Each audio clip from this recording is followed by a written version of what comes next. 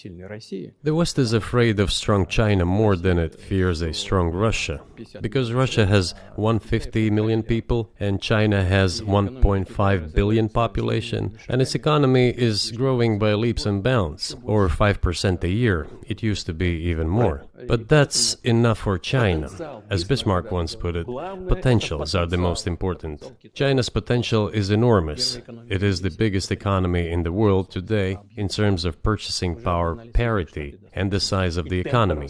It has already overtaken the United States quite a long time ago, and it is growing at a rapid clip. Let's not talk about who is afraid of whom. Let's not reason in such terms. But the fact that the United States applies restrictive measures to certain countries, such as placing restrictions on transactions, freezing assets, etc., causes grave concern and sends a signal to the whole world. What did we have here?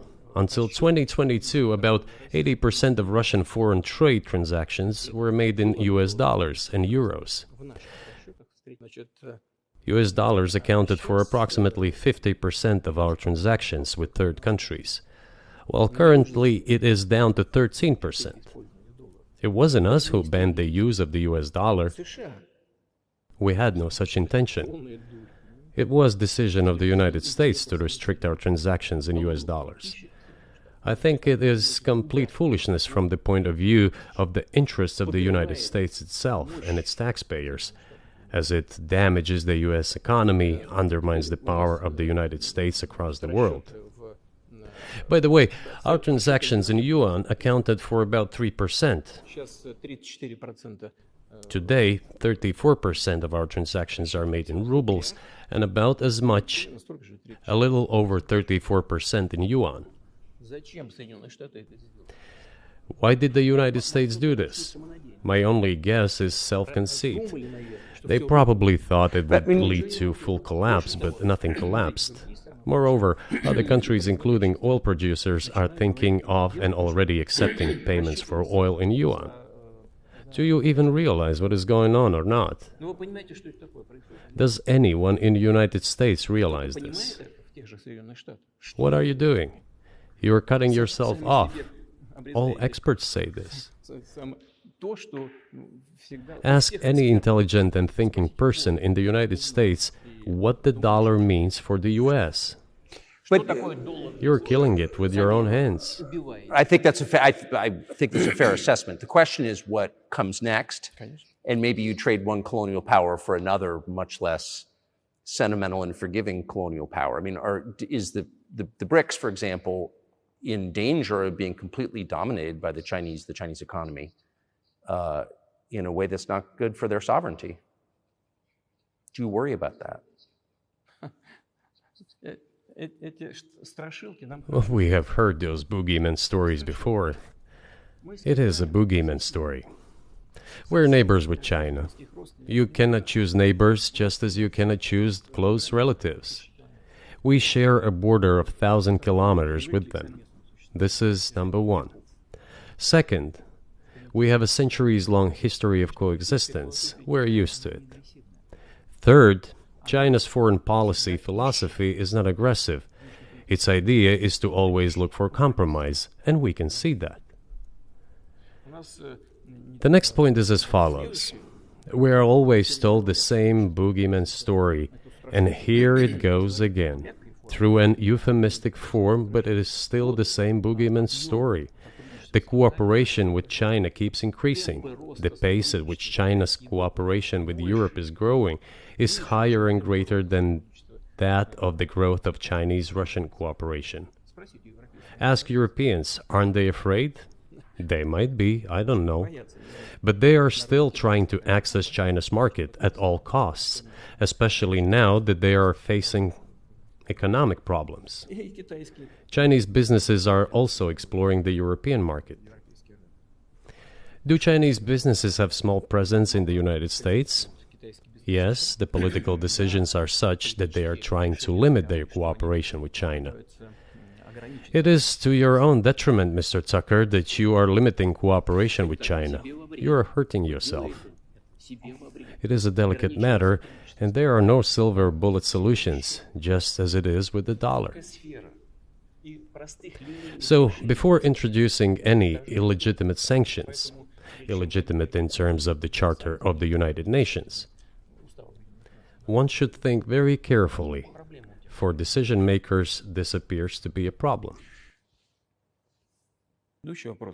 I will tell you, but let me finish the previous thought.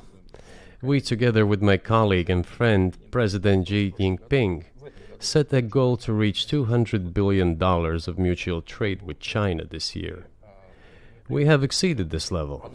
According to our figures, our bilateral trade with China totals already $230 billion, and the Chinese statistics says it is $240 billion. One more important thing. Our trade is well balanced, mutually complementary in high-tech, energy, scientific research and development. It is very balanced. As for BRICS, where Russia took over the presidency this year, the BRICS countries are, by and large, developing very rapidly. Look, if memory serves me right, back in 1992, the share of the G7 countries in the world economy amounted to 47%, whereas in 2022 it was down to, I think, a little over 30%. The BRICS countries accounted for only 16% in 1992, but now their share is greater than that of the G7. It has nothing to do with the events in Ukraine. This is due to the trends of global development and world economy, as I mentioned just now. And this is inevitable. This will keep happening. It is like the rise of the sun. You cannot prevent the sun from rising. You have to adapt to it. But if, in the end, one comes to the awareness that the world has been changing due to the objective circumstances, and that one should be able to adapt to them in time, using the advantages that the US still has today, then perhaps something may change. Look, China's economy has become the first economy in the world in purchasing power parity. In terms of volume, it overtook the US a long time ago. The USA comes second, then India, 1.5 billion people, and then Japan, with Russia in the fifth place. Russia was the first economy in Europe last year, despite all the sanctions and restrictions. Is it normal from your point of view? Sanctions, restrictions, impossibility of payments in dollars, being cut off from SWIFT services, sanctions against our ships carrying oil, sanctions against airplanes, sanctions in everything, everywhere. The largest number of sanctions in the world which are applied against Russia. And we have become Europe's first economy during this time. The tools that US uses don't work. Well, one has to think about what to do. During the confrontation with the Soviet Union, there were many centers created and specialists on the Soviet Union who could not do anything else. They convinced the political leadership that it is necessary to continue chiseling Russia, to try to break it up, to create on this territory several quasi-state entities, and to subdue them in a divided form, to use their combined potential for the future struggle with China. This is a mistake, including the excessive potential of those who worked for the confrontation with the Soviet Union.